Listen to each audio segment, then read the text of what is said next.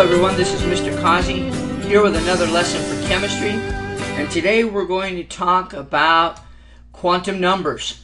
Now, the importance of quantum numbers is to understand where the electron is. Remember, we had three questions here. What is the electron? Where is the electron? And how does it behave? Well, we know what it is. We're beginning to learn where it is with the Bohr model and now with the quantum mechanical model.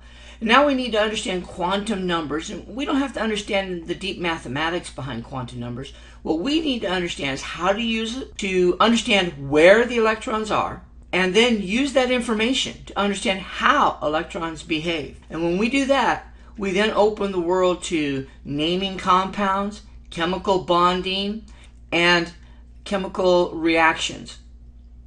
And that will bring it all together. And I tell you, if you buy into my system, if you'll buy into the next few lessons, I guarantee you will do better in chemistry than most of your fellow classmates. All right, let's get started. Quantum numbers describe the orbital occupied by an electron.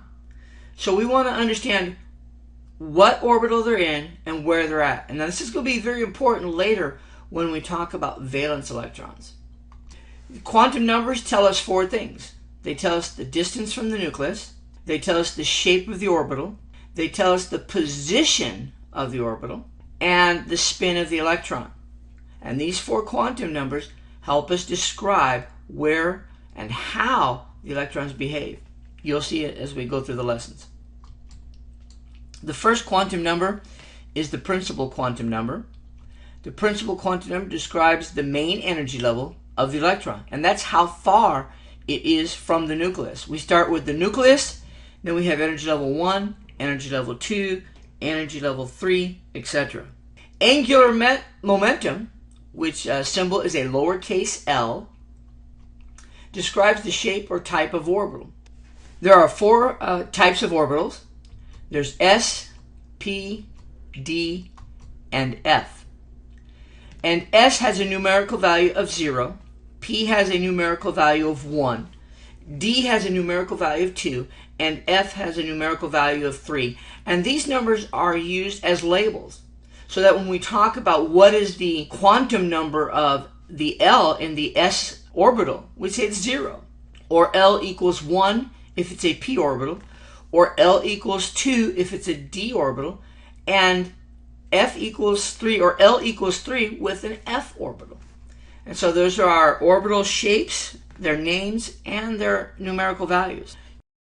You'll notice that we have the S, which is a sphere, and then we have the 3 P's and the 5 D's. And the F's were kind of complicated, so I didn't draw them, but I think I'll give that a shot now that I'm a little bit better at Photoshop.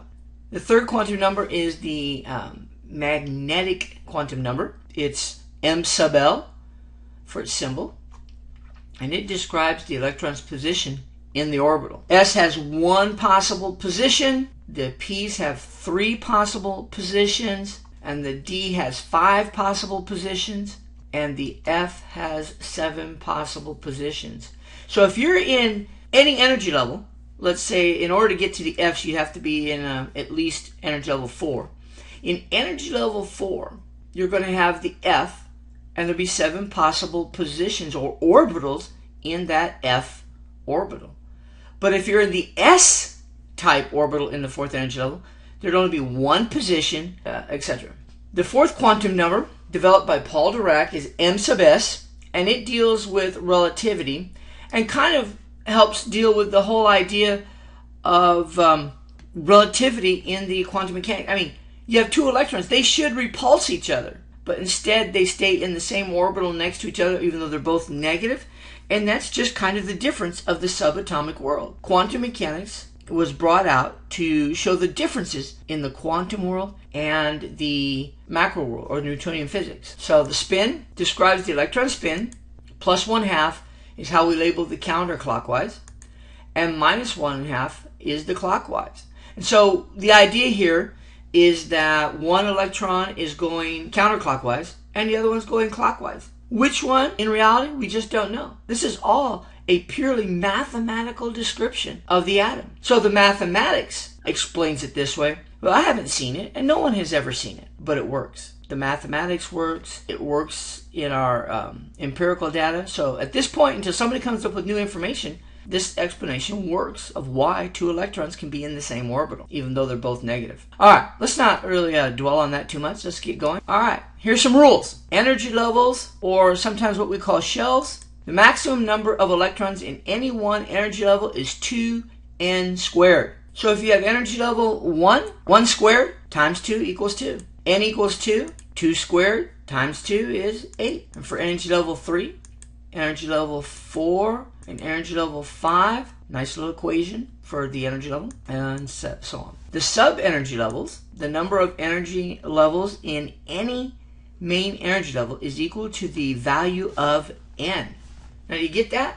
The number of energy levels is equal to the main energy level. So if the energy level is 1, you can only have one type of orbital. That would be S. S being the lower energy. And so then the number for the angular momentum, or L, equals 0, because S equals 0. Let's look at energy level number 2. You can have S and P, or 2 sub-energy levels, and the numbers can be L equals 0 or L equals 1, depending if you're talking about the S orbital or the P orbitals. Let's look at energy level number 3. Now, energy level number 3 means you can have 3 sublevels. Now, I hope you're getting this pattern here. Energy level 3, 3 sublevels. And those sublevels, S is 0, P is 1, and D is 2. So L can equal 0, 1, or 2. Energy level number 4, you can have S, P, D, or F, and L can be 0, 1, 2, or 3. And hopefully you're seeing the pattern there.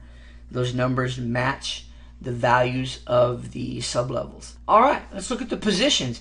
In every sublevel, there are a certain number of positions. So in the S sublevel, there's 1 position. Now, position means orbital. So there's 1 orbital. In the P's, the sublevel has 3 positions, or 3 orbitals. In the D's, the sublevel, there are 5 positions, or 5 orbitals. And in F, there are 7 positions, or 7 orbitals. And so there's just little things that we need to make flashcards for, or some kind of study device, because we just need to know these. You need to know how to figure out your sublevels, and you need to know how many positions are in each sublevel. The next thing is that in each position, or in each orbital, there's a maximum number of electrons, and that is 2. There can only be 2 electrons in any orbital, okay? And so that helps us, because with that number, you can figure out how many electrons are in each sublevel. Sublevel S has 1 position. And by the way, that doesn't matter if you're in energy level 1, 2, 3, 4, or 5. It doesn't matter what S it is. It only has 1 position, and that 1 position is labeled 0 and has 2 electrons. P sublevel has 3 positions, -1, 0, and 1, and 6 electrons total.